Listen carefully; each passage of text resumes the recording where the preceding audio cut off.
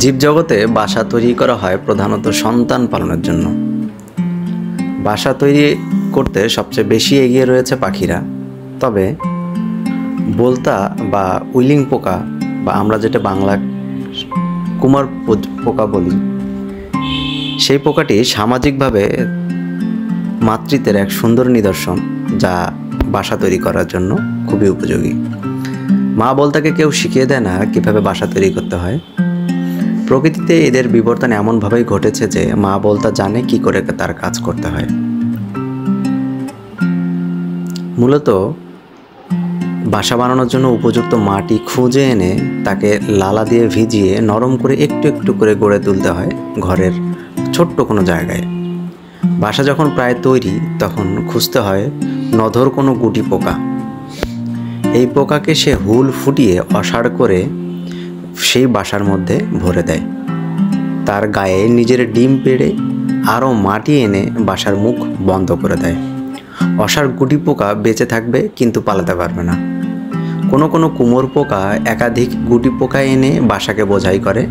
কেউ একই বাসায় অনেক ডিম পাড়ে, কেউ আবার আলাদা আলাদা বাসায় তৈরি করে প্রতিটা ডিমের জন্য।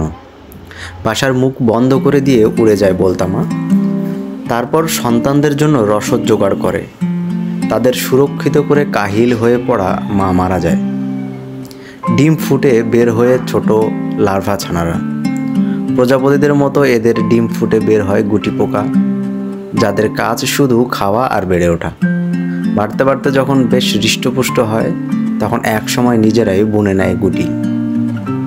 তার ভেতর নানা রকম শারীরিক পরিবর্তনের পর বেরিয়ে আসে প্রাপ্তবয়স্ক পোকারা। বোলতামার জুগিয়ে যাওয়ার রসদ খেয়ে বেড়ে ওঠে লাভারা। সময় মতো তৈরি করে কোকন বা গুটি।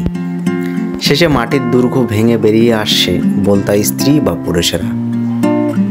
বেরিয়েই তারা খুঁজে নেয় একে অন্যকে, গন্ধ দিয়ে মিলিত হয়। প্রকৃতিতে এদের জীবনযাত্রা খুবই হিসেবি, অপচয় খুব কম।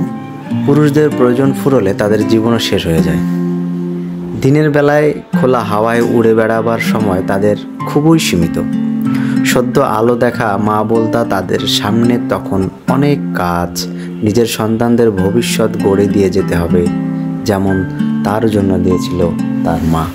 এভাবেই চলতে থাকে কুমোর পোকা বা উইলিং পোকা জীবনচক্র।